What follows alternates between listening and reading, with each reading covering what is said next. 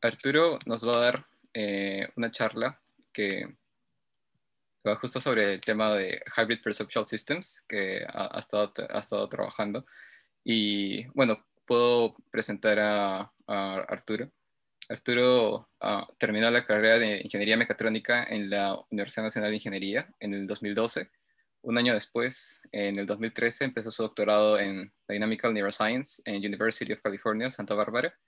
En 2018 terminó el programa de doctorado y en el 2019 comenzó su postdoctorado en la Harvard University en la Facultad de Psicología. Desde el año pasado y actualmente continúa su postdoctorado en el Massachusetts Institute of Technology, MIT, en el Center for Brains, Minds and Machines. Hasta la fecha, trabaja en la intersección de la inteligencia artificial y psicología perceptual, mayormente visión, en humanos, computadoras y robots. Arturo ha publicado en artículos en IPS, iClear y CVPR. Gracias, Robert. Bueno, empiezo, ¿no? Genial, Okay, sí, podemos ver las diapositivas. Ya, entonces todo está bien, me escuchen, me oyen y diapositivas también, ¿no? Sí, ok, listo. Bueno, gracias por la introducción. Robert, un privilegio estar acá y como te dije, la verdad estoy muy emocionado de ver bastantes personas, incluso en el foro, ahí he visto a Alex, a Sebastián, a ti, a Isela, así que en verdad soy muy contento y agradecido. Uy, ¿qué pasó acá? Listo. A mí me gusta empezar en esta media hora que tengo con una analogía que estoy seguro que muchos de ustedes de repente que han visto mis charlas anteriores la han visto, pero para los que no, siempre me gusta repetirla. Y vamos a ver qué tanto podemos llegar en esta media hora, que va a ser algo complicado, pero vamos a darle. Entonces, cuando a mí me gusta hablar de visión en general, la analogía que más me gusta referir es la de entender cómo es que los organismos vuelan, y esto se basa en realidad en un libro que escribió David Mark, que se llama Vision, desde hace tiempo, donde quería analizar, ¿no? ¿Por qué o cómo se realizó el estudio de la aerodinámica en sistemas biológicos artificiales? Usualmente doy la charla en inglés, así que a veces me trabo en español, pero yo soy peruano. Así que discúlpenme si a veces como que no sé qué decir. Entonces, eso es un ejemplo de un hummingbird, de un colibrí, ¿no? Y el colibrí tiene sus alas, vuela, ¿no? Y pero ves, ejemplo, otros animales, y por ejemplo tienes la abeja, que tiene sus alas también, el murciélago, y uno de esos, no todos tienen plumas, o en inglés le llaman feathers. Y curiosamente, de repente dice, bueno, para crear un organismo artificial que vuele necesitas un pájaro mecánico gigante que aletee las alas, ¿no es así? Y en realidad, como hemos visto en el desarrollo de la humanidad y la civilización, eso no ha sido el caso. De hecho, el helicóptero es muy distinto que estos tres animales, o perdón, estos tres sistemas biológicos. El dirigible o el Zeppelin también, y este bombardero en sí es un ala mecánica, o sea, ni siquiera tiene, por decirlo, rompe con todos los esquemas de la aerodinámica de una forma u otra. Obviamente hay ciertos conceptos que sí cuadran, pero esos tres organismos son muy distintos, incluso entre ellos, ¿no? Y todos, en inglés, como digamos, they achieve flight, ¿no? Todos pueden volar, ¿no? Tanto en sistemas biológicos como artificiales. Entonces, este es un problema o una analogía que en este sentido caricaturesco se llama el Feathers versus Wings Problem, ¿no? Que Bill Freeman, que ha hecho de la Facultad de Computer Science Electrical Engineering en MIT, le introdujo, hizo referencia a este caso que David Marr y Tommaso Poggio también en los 80s y 70s me habían hablado. Y esto lo dijo en una charla en el NIPS de hace 2 años. Y lo crucial acá en sistemas de visión artificiales, biológicos, en insectos, en humanos, en animales, en robots, es entender qué propiedades, o lo que le llaman de repente en inglés, qué computations, qué representations quieres realmente poner en un sistema, ¿no? ¿Y por qué es importante? Realmente es algo crucial, como el wing, como un ala, ¿no? O sea, el ala ya sea que esté en el rotor, en el mismo avión o en la parte del dirigible para que pueda virar en el aire. Es crucial que sin un ala el sistema no puede, por decirlo así, volar, ¿no? De repente el cefalino rompe eso un poco, pero la sal porque flota básicamente, no juega con la densidad, pero hay alas todavía. Pero cosas como las plumas, o sea, no son necesarias realmente. Entonces, aquí lo importante es, saliendo un poco de la perspectiva puramente de deep learning o de computer vision, es entender, ok, qué cosas son feathers, qué cosas son wings, qué cosas son wants versus needs, qué cosas son cosas que quieres o que parecen interesantes y qué cosas son absolutamente necesarias para que el sistema pueda aprender a ver.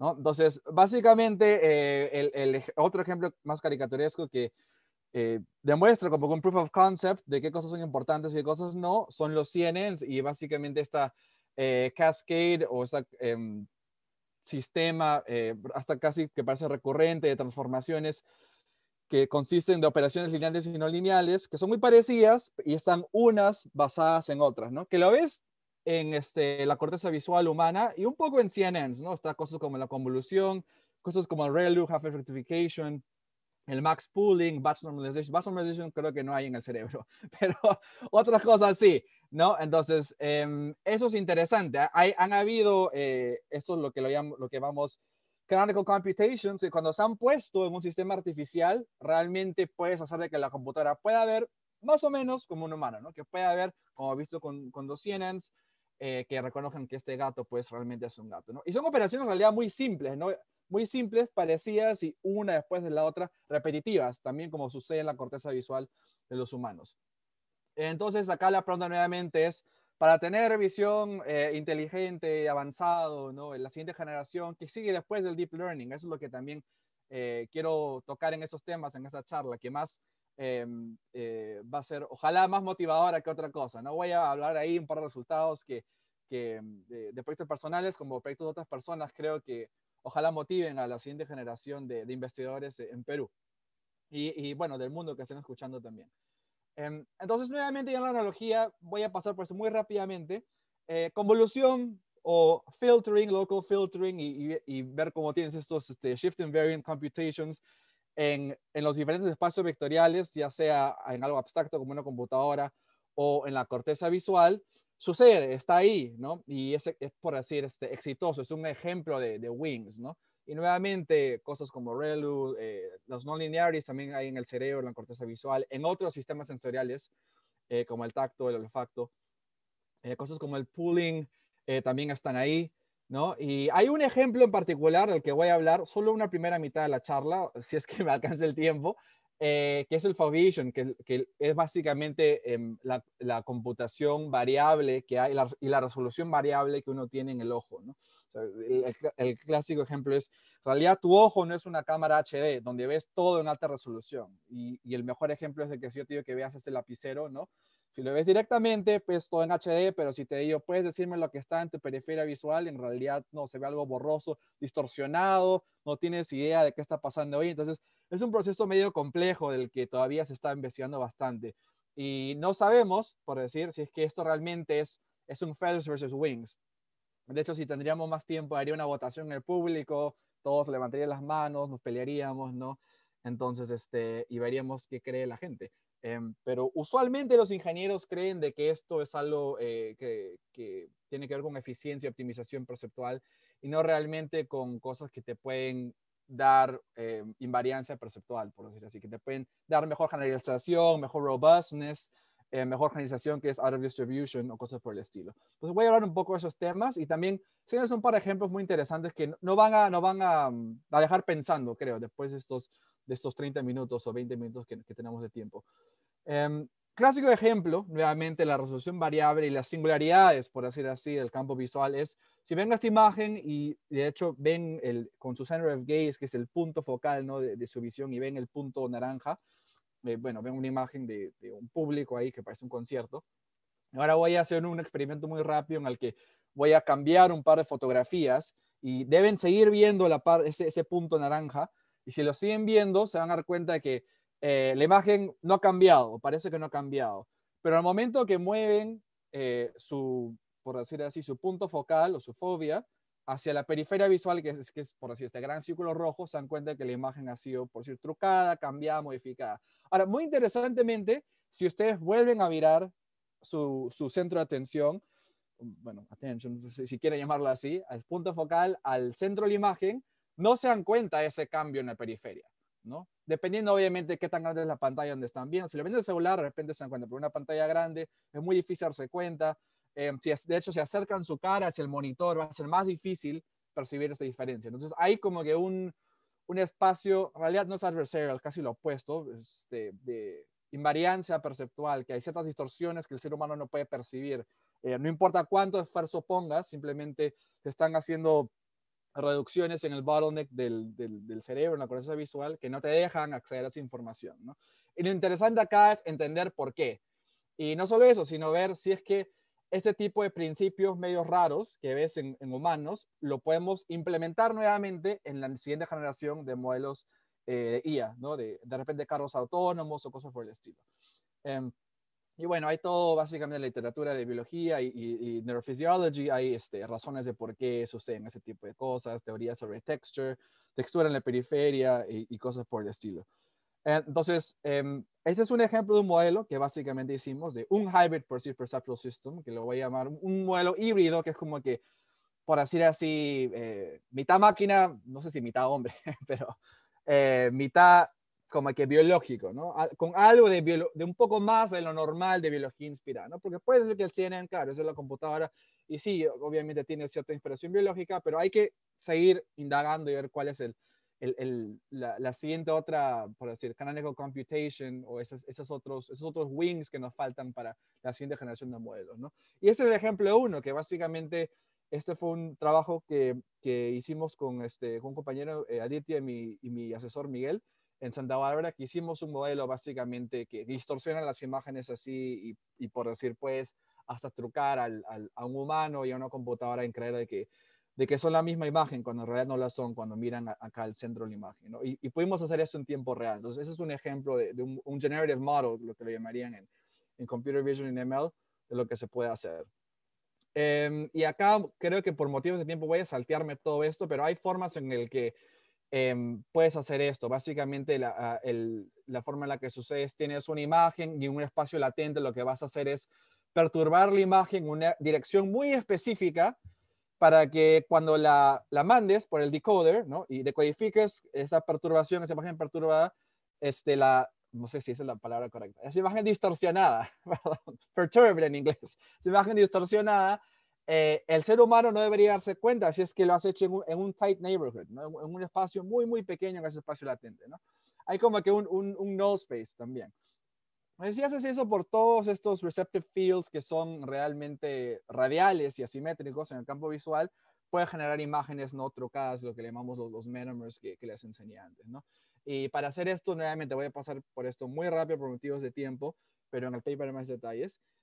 Hicimos cosas interesantes donde ya no, nos salimos de lo normal en Machine Learning, donde de repente hacemos una optimización a una red neuronal. Lo que hicimos nosotros era una optimización que es perceptual, ante un modelo computacional para después verificarlo en humanos. Y nuevamente no tengo tiempo para ir en los detalles, pero eso fue lo que hicimos y eso ya es una corriente de cosas o de estilos y nuevas tendencias que se está haciendo en Deep Learning, en Computer Vision y en Vision Science también, ¿no? Lo que es salir solamente del optimization, del neural network, pero empezar a entrar al optimization de un sistema perceptual que puede ser un humano, una computadora, un sistema híbrido, cualquiera, ¿no? Entonces hay diferentes formas en las que uno puede hacer esto y esta es una de las formas. Y bueno, eventualmente quieres llegar a una solución, ¿no? Y la clásica estrategia acá es después de hacer ese tipo de experimentos computacionales, típica, ¿no? Tienes puntos, you fit a curve, ¿no? Encuentras cuál es la curva que mejor ajusta todos los puntos y tratas de ver si es que hay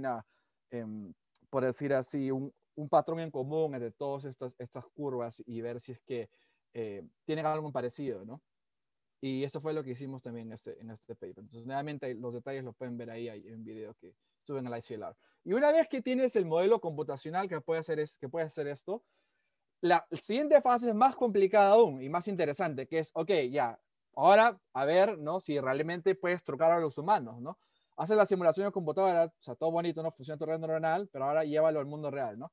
Entonces, acá, como estamos, el objetivo ya no es, por decir, generalization o robustness, sino es algo un poco distinto, que es, pues, podemos crear una imagen que engaña al ojo humano, o sea, el sistema de optimización es distinto, por decir así, de una forma más técnica, el loss function ya es distinto, ya se escapa del L2 o de lo normal que vemos solamente en un ser artificial como una red neuronal, ¿no?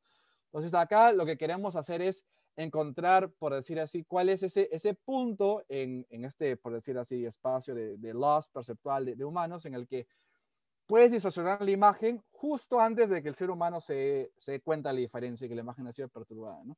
Perdón, distorsionada. Entonces, ¿qué pasó acá? Entonces, si la imagen no ha sido distorsionada mucho, estás, por decir así, en chance, ¿no? No te puedes dar cuenta.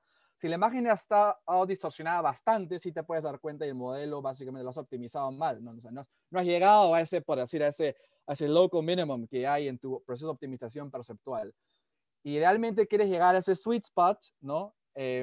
Cuando llevas humanos a laboratorios y los haces hacer experimentos donde les preguntas realmente, ¿no? ¿Te das cuenta la diferencia de esas imágenes? Sí, ¿no?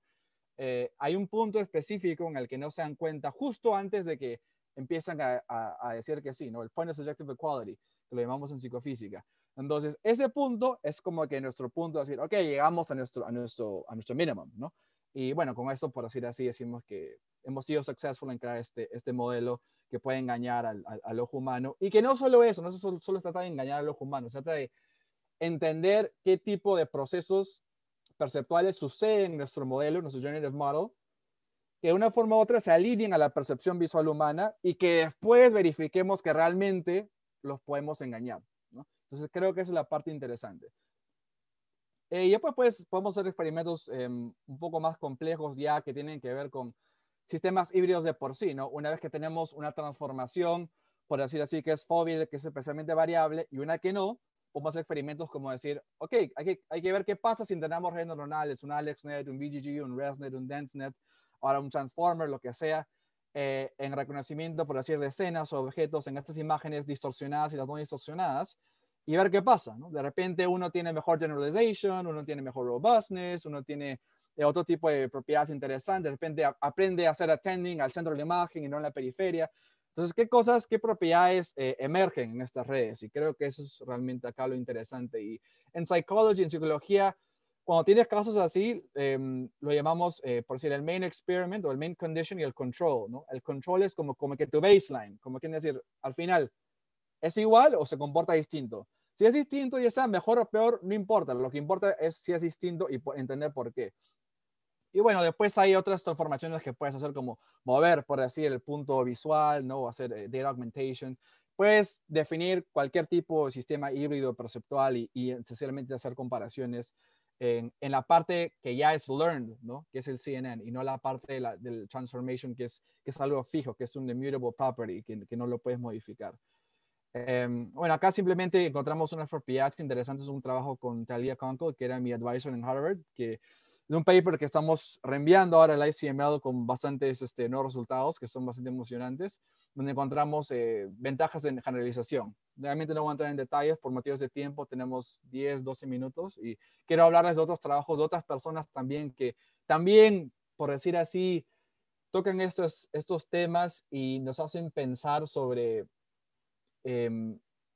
cómo es que los humanos, otros seres biológicos ven y cómo nos pueden enseñar sobre el futuro del deep learning en computadoras, ¿no? Y que sí, después del CNN, del LSTM, del Transformer, de lo que sea.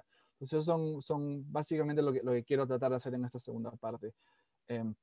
Y otros resultados que creo que por motivos de tiempo voy a no pasar, están en el paper, está en archive, en el ICML y en el Open Review también.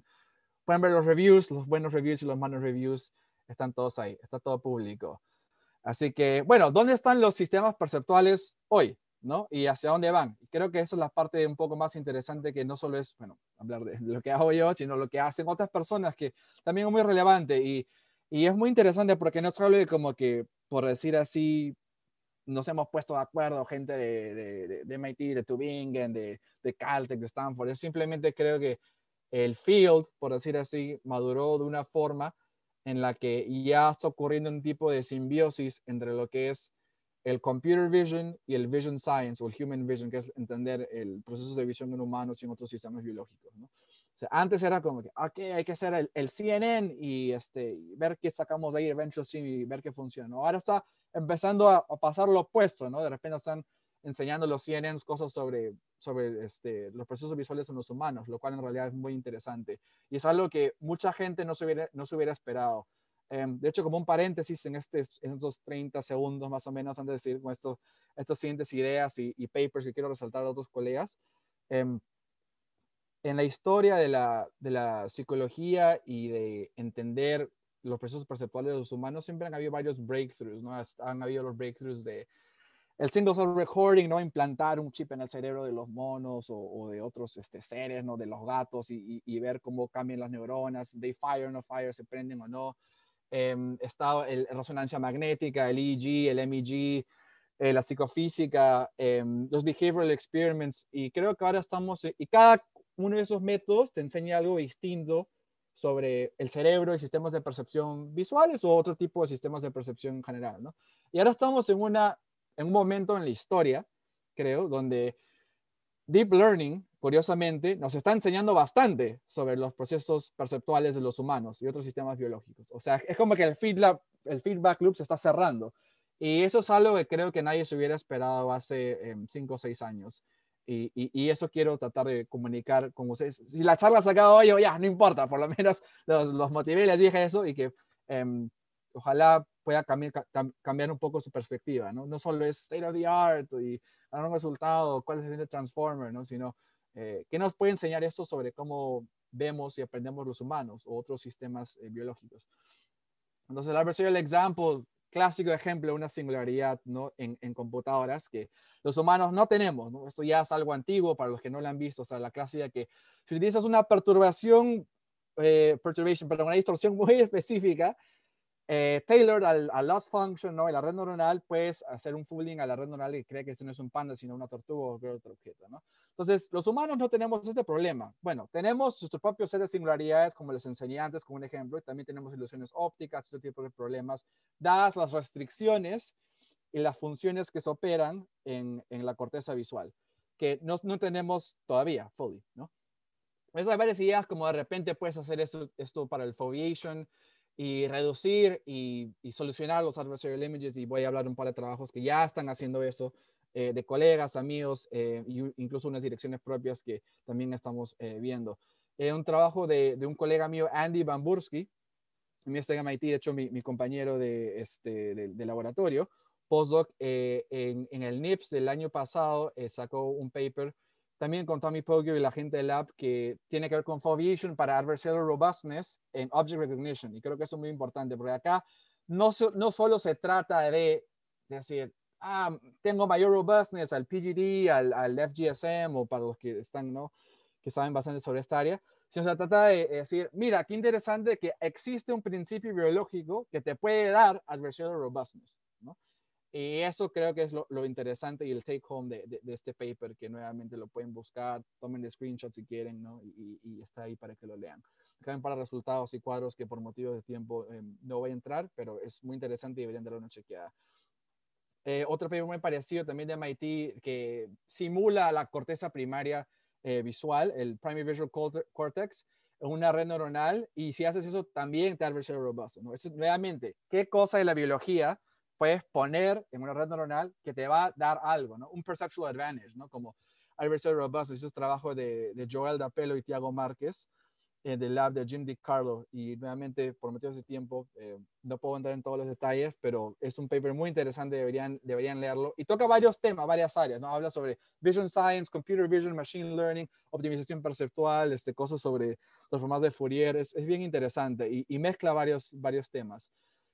Un proyecto de un alumno mío, Owen Kuhnhart, de acá en MIT, que vamos a enviar a la ICML un par de, bueno, pasado mañana, es entender si incluso la misma distribución de las imágenes te da como que propicia índices de adversarial robustness o sensitivity, que es lo opuesto, ¿no? Si básicamente hay algo del image space del propio CIFAR, por ejemplo, el MNIST, que hace que la red neuronal se vuelva más o menos robusta cuando la comparas ante diferentes redes y diferentes tasks y procesos de optimización. Ese es otro proyecto que también muy pronto lo vamos a poner en Archive. Otro paper muy interesante de un amigo mío, Robert Gatos, seguramente también lo han escuchado, el famoso texture bias, ¿no? Que también acá nos habla de una divergencia perceptual entre el hombre, ¿no? Bueno, entre el humano, man-machine, entre el humano y la computadora, ¿no? Que es si tú le enseñas a una computadora una imagen así media trucada, ¿no? De la silueta de un gato con la textura de un elefante, bueno, una persona diría, esto es un gato, pero la computadora diría, esto es un elefante. Entonces, ahí tienen ejemplos con psicofísica y experimentos computacionales donde solucionan ese problema, por decir, y fuerzan una invariancia perceptual entrenando una red con imágenes que han sido trucadas con este stylized image, style transfer procedure sobre estas imágenes, ¿no? Y cuando haces eso, encuentras que te da mayor índice de robustness perceptual para ese sistema artificial, ¿no? Sobre una imagen que ha sido curiosamente entrenada solamente con imágenes que no han sido manipuladas. O sea, acá como que, por decir así, el mindfuck, ¿no? Para una cosa esa palabra, pero es apropiada, es de que si tú entrenas una red neuronal con imágenes como estas, te va a ir mejor que si tú tienes una red neuronal con imágenes como estas, que son las que tú ves en el mundo real, ¿no? Y eso es una solución biológica que no es admissible, ¿no? Entonces nadie todavía ha entendido por qué. Estamos por ahí buscando para soluciones, pero es algo muy interesante, ¿no? Y te dice algo también sobre la divergencia perceptual entre esos dos sistemas. Nuevamente también les recomiendo que lean este artículo si no lo han visto ya. Otros un poco también menos conocidos, pero que también van en ese fin, es comparando diferentes redes neuronales entre ellas, ¿no? ¿Cuál es el adversarial image para una red y si es adversarial para otra, ¿no? Son parecidas, sí, ¿no? Hasta cómo se parecen. Ese es un artículo por Tal Golan del laboratorio Krieger-Scott en Columbia, donde hicieron ese tipo de análisis y de hecho se publicó en una revista, en un journal que es de psicología, que es el Proceedings of National Academy of Sciences, y no en CVPR o ICLR o otra de IEEE o AAAI. Entonces, es un trabajo también muy interesante que mezcla nuevamente cosas de varias áreas y nos enseña sobre percepción en general, de humanos, de computadoras, de robots es un poco distinto, pero ahí vamos a llegar en estos minutos que quedan.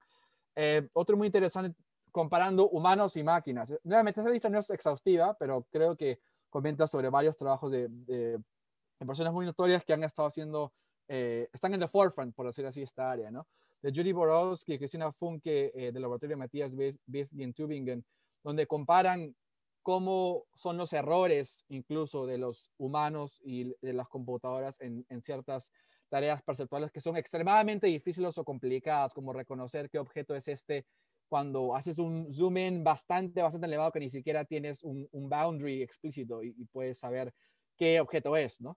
Entonces, en ese sentido, ya hay un movimiento de personas y la mayoría de trabajos que estoy enseñando ahorita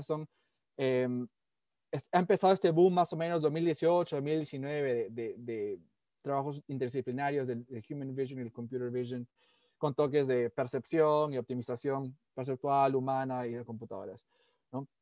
Otro trabajo que también me gusta bastante, de mi amigo Stefan Denny, que estuvo en el laboratorio de Surya Ganguly y ahora está en Facebook AI trabajando con Jan LeCun, es un caso simbiótico, el caso bandera, que a mí me gusta, y yo veo su trabajo cuando la gente dice, Arturo, Deep Learning no sirve para entender la percepción visual humana, esto jamás va a pasar, ¿no? Este trabajo básicamente demuestra lo contrario con este ejemplo donde de una forma u otra tiene una teoría computacional donde demuestran el emergence de esos receptive fields que son center surround o que se parecen a los filtros de Gabor, ¿no?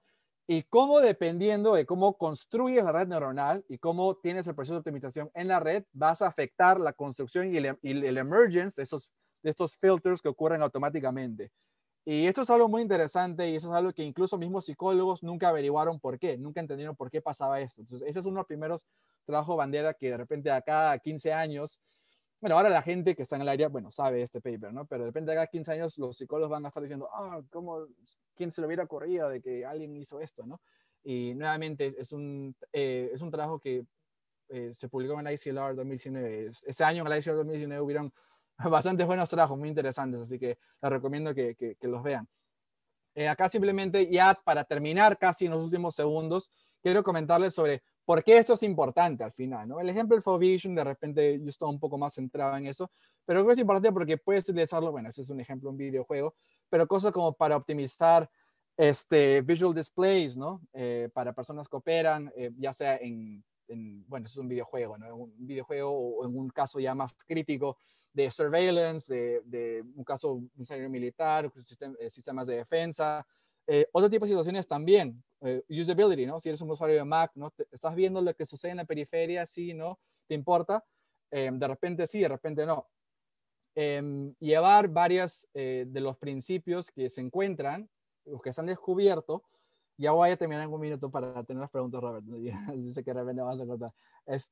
Es, ¿qué pasa si implementas esa nueva generación de modelos ya en robots? ¿No? ¿Qué puedes descubrir en las nuevas entidades que hacen reinforcement learning, en drones mismos? Y esos son trabajos que estoy haciendo aquí en MIT con 2 alumnos, 2 undergrads que bueno, están bastante motivados y me están ayudando en este venture. De hecho, hay, en este ejemplo, tuvimos una publicación con un alumno también de MIT que lo que hicimos era construir y simular la densidad de fotorreceptores en la retina de varios animales y pudimos, en tiempo real, y pudimos construir cualquier tipo de retina que hay para después entrenar redes neuronales a que vean, por decir, como ve un ave, un perro, un halcón, un pájaro, Predators versus Prey, un conejo, y acá de repente voy a adelantar un poco al demo, ¿no? Hasta puedes en tiempo real simular el proceso de gaze, ¿no? Y ver cómo lo ven una persona.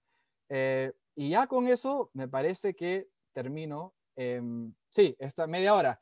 Quería, antes de terminar, enseñarles ese último slide, antes de los agradecimientos, porque hay un workshop que siempre paro organizando cada año, que toca sobre esos temas, que siempre tenemos a gente bastante internacional, ¿sí? Peruanos o gente de Latinoamérica o personas del mundo que estén escuchando que les gusta esta área o están curiosos o interesados, visiten, tenemos una página web, svrhm.com, ahí meten el screenshot y lo pueden ver, tenemos videos, tutoriales de los ponentes y todo, así que ahí va a estar, ¿no? Cualquier cosa que estén interesados también pueden escribir, siempre hay un call for paper más o menos en septiembre, en octubre, así que estén atentos. Y ya finalmente quería agradecer al gran equipo de colegas que me han bueno, ayudado y con los que he colaborado, que han hecho que la mayoría de trabajos que hablé en la primera mitad, que sí son míos, y no en la segunda mitad, que son otras personas, que también formamos un grupo muy grande de personas trabajando en este front, se pudo hacer realidad, ¿no? Así que estamos en un tiempo muy interesante, creo, en la historia. Y finalmente agradecer a ustedes también por tenerme acá y soy más que encantado de contestar algunas preguntas. Excelente. Muchísimas gracias, Arturo. Ha sido una charla genial, la verdad. Y sí, qué pena que el tiempo haya quedado corto porque había muchas cosas más interesantes que se pueden cubrir. Pero pienso que probablemente algunas de ellas también se van a cubrir a partir de las preguntas que surgieron, ¿no? Para verlas Claro. en más detalle. Sí, sí, sí. Ok, entonces, viendo la lista de preguntas, primera pregunta comenta, eh, ok, existe... ¿Cuál sería la lógica evaluar en tipo de imágenes, parece interpretar el ruido Ah, como imágenes radar? ¿Y cuál sería la lógica en evaluar en ese tipo de imágenes que el ojo no puede interpretar? ok, sí, justo acaba de ver eso. Bueno, sí, es una buena pregunta, Cristian. Existe una red neuronal que puede interpretar el ruido con no sé, imágenes radar. La primera parte de la pregunta no la entiendo muy bien, pero de repente refiriendo como que sí hay redes neuronales que pueden detectar que una imagen ha sido manipulada y la respuesta a eso Ajá. es sí, probablemente. Hay gente en computer vision que se dedica a hacer eso. Incluso hay gente que hasta diseña malware, ¿no?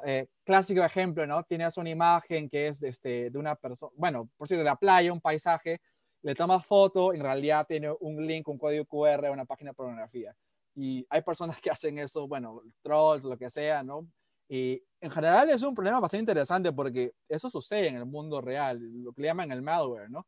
Y hay personas en computer vision que también están alineadas con cosas de seguridad, sistemas de seguridad que investigan ese tipo de cosas. Y me parece que ya sí se puede hacer eso en cierta forma. La segunda parte de tu pregunta, que esas diferencias son relevantes en la percepción visual, no sé si es para ocultar información o códigos, de repente no, pero si vamos de repente a la primera parte de la charla, de que de repente eso es la pregunta que tienes, que es como que, what's the point, ¿no? De tener imágenes que han sido diseñadas, por decir así, uy, que han sido diseñadas como esta, ¿no? Que han sido distorsionadas en la periferia. Y creo que acá lo interesante es de que, bueno, es entender si eso es un feathers o wings para los humanos, ¿no? O sea, nosotros no tenemos una cámara HD en todo el ojo humano, ¿no? Y no solo eso, la forma en la que se procesa la información es variable, ¿no? Mucha gente cree, especialmente en computer vision, ¿no? De que en la periferia solo es baja resolución de la fobia, que esto es centro de visión. En realidad, La periferia opera como si fuera un texture coding mechanism, o sea, opera de forma muy diferente. Y las personas hasta ahora, tanto en Vision Science como en Computer Vision, no saben por qué.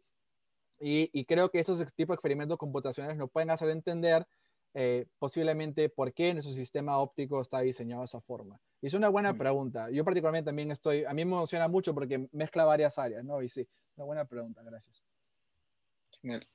Otra pregunta va sobre el tema de generalización, y es, ¿cómo ves el futuro de Deep Learning en cuanto al problema de Out of Distribution Generalization? ¿Combinando foveation con otras técnicas podría ayudar? Sí, eso es una buena pregunta. Creo que acá lo interesante, por decir acá tengo un cuadro del trabajo del Out of Distribution Generalization, que hay unos sistemas que cuando, por decir acá, entrenamos a diferentes redes y le hicimos un testing a diferentes tipos de distorsiones, unos que son Fourier y otros que no, ¿no? Y acá lo interesante es que el sistema que tiene resolución variable y que es variable, pero que utiliza este tipo de Adaptive Gaussian Computation en vez que Texture, tiene mejor Out of Distribution Generalization. Pero en la situación que es IID no le va tan bien. En realidad nosotros tenemos como que un poco los dos en realidad, ¿no? Porque sí vemos un poco borroso en la periferia. Existe el Retinal Ganglion Cell Convergence también, el Optic Tracting, y la corteza visual. Entonces, no sé, obviamente creo que hay varios pieces, ¿no? De todo este puzzle que nos va a decir, por decir, ¿no? El problema creo que es el problema más importante, en mi opinión, no de computer vision ni de machine learning, sino, bueno, obviamente es un problema importante en esas áreas, pero más importante en vision science, ¿no? Que es porque los humanos no tenemos este mismo tipo de singularidades que las computadoras, y entender por qué creo que nos van a tratar de ayudar a contestar la pregunta que hiciste, ¿no? Que básicamente nos dice, creo que yo me estoy hablando para allá, este es el train of thought, pero ¿cómo podemos mejorar la distribution generalization, ¿no? De repente puedes poner foveation y de repente te das cuenta que, miren, necesitamos un sistema que también haga movimientos oculares. Miren, necesitamos un sistema que también tenga attention. Necesitamos un sistema que también tenga otras cosas, ¿no? Entonces, compresión, distorsión, ¿no? Y de repente así también podemos entender cómo vemos nosotros mismos, ¿no? Entonces, es todo un campo que ahora recién está empezando realmente, y creo que por eso lo veo bastante interesante, ¿no? Genial. Y de hecho, precisamente justo sobre el tema de adversarial examples, algo que estuve pensando durante la charla es, recordé una entrevista que le hicieron a Joe Hinton, que recientemente, creo que fue en el último NeurIPS que fue presencial, y, y estaba hablando acerca de cómo, y Joshua Benjo también, estaba hablando de cómo el entendimiento que tenía sobre las CNNs había... no había sido lo que esperaba en algunos aspectos, especialmente por el énfasis que ponían las CNNs en texturas, y que probablemente que sospechaban que eso también originaba los problemas que habían con adversarial examples, ¿no? Que a diferencia de los humanos que no explotaban tanto la textura, así que no había mucho problema en tanto la imagen se viera similar, ¿no? Entonces eso también nos dice, o parece decir, algo...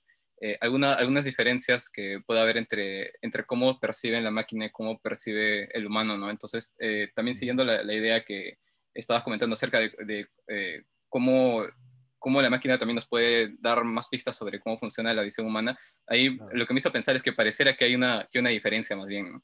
¿Cómo se podría trabajar con eso? Y creo que esa es una buena pregunta. Creo que acá lo interesante es de que, por decir, de repente la solución al adversarial image es hacer un shape bias, por decir, ¿no? Y eso es muy interesante porque, bueno, tengo la suerte también de que con Robert lo conozco desde el VSS de hace 3 años, ¿no? Y, de hecho, habló en el SVRHM, tiene un video donde está hablando sobre su última investigación. Y él en el ICLR, cuando presentó esto, o en el VSS me parece que también lo presentó, dijo que curiosamente la red que es el Stylized ImageNet, que lo entrenas así, no es más robusta a adversarial perturbations. Entonces parece que incluso hay como que diferentes espacios de perturbations, que son las comunes que ves como de repente el clima, nieve, blur, distorsión, y otra cosa que es el adversarial, donde sabes cuál es el loss function, sabes, tienes acceso a la red, por ejemplo. Entonces eso es muy interesante también. Y la otra cosa que también es muy interesante a lo que dices tú, Robert, y de lo que también dice, ¿no? Jeff y Joshua, es de que, mira, los humanos somos robust, hay que dejar de pensar en adversarial, ¿no? Robust a muchas perturbaciones, ¿no? Pero no aprendemos viendo con imágenes que han sido trucadas, ¿no? Entonces, creo que eso es como que lo contraintuitivo, ¿no? Que ahora está muy de moda. A veces la gente dice, Arturo, ¿cuál es la fija para encontrar un paper, ¿no? En NIPS, ACLR, ¿no? Para que pase. Yo creo que la fija es tratar de encontrar ese tipo de cosas que son contraintuitivas, ¿no? Como que, qué raro que si entrenas una red que haga cosas así, le va mejor con una red que no, ¿no? Que ve imágenes naturales. Ahora, mi teoría, la estamos trabajando, ¿no? Y ese es un proyecto que se sigue haciendo, es de que el crowding computation que sucede en la periferia visual que tenemos acá en este modelo, que resembla la textura, de hecho es nuestro proxy, nuestro surrogate style transfer, porque no hacemos style transfer, pero nuestro surrogate function que hace lo mismo. Entonces, realmente también podemos decodificar una distribución de lo que es la entidad del objeto y la escena. Y eso también, tocamos un poco ese tema en este paper con Thalia, que en el Open Review también está para el ICLR. Tuvimos mixed reviews, cosas muy buenas, cosas muy malas, bueno, según los reviewers. Pero ahí tocamos ese tema también. Y si estás pensando en esa dirección o otras personas en el público, les sugiero que lo encuentren y que lo lean también. Genial. Porque también me hizo pensar acerca de cómo se combina con otros approaches. Por ejemplo, sé que Geoff Hinton le está metiendo energía al tema de Capsule Networks. Claro, Entonces, claro. es algo que se puede combinar de cierta forma, al parecer, ¿no? Claro, claro. Sí. Y siempre es posible que hayan más de un tipo de solución al problema, ¿no? Entonces, puede ser que existen diferentes como que optimums para también tener una entidad que vea, ¿no? O sea, incluso sin ir muy lejos, por decir, tú y yo, dos humanos, ¿no? Nosotros vemos, pero de repente vemos un cuadro de arte de forma distinta, ¿no? De repente vemos hasta la percepción del color, eso también se está explorando, ¿no? O sea, ni siquiera sabemos si hasta en un low level, ¿no? Si, cuáles son las cosas que son parecidas o distintas. Entonces ahí hay mucho espacio todavía que recorrer y eso es bueno. Genial. Y justo sobre este tema general de lo mucho que hay que entender, una pregunta comenta, ¿cuáles son los retos para entender el funcionamiento del cerebro y aplicarlo a esta área? Sí, creo que, a ver, de repente voy a ir a uno de los slides del principio. Creo que ahí,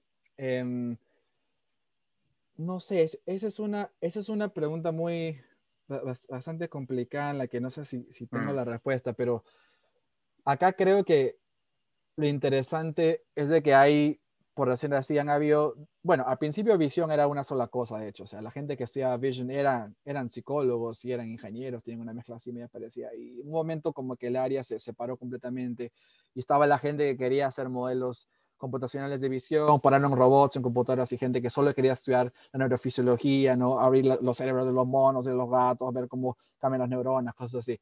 Pero ahora estamos, y incluso para bien o para mal, eso ha hecho de que las comunidades hasta no sepan qué piensa la otra comunidad, ¿no? Como un divorcio de dos comunidades que realmente ahora estamos en un tiempo en el que se está volviendo a juntar, ¿no? Y no sé, ahí creo que el mejor consejo que puedo dar para personas que están interesadas en esto es que lean la literatura de los other communities, ¿no? De las otras comunidades, porque eso es muy difícil de hacer, es difícil a veces encontrar a veces dónde empezar, ¿no?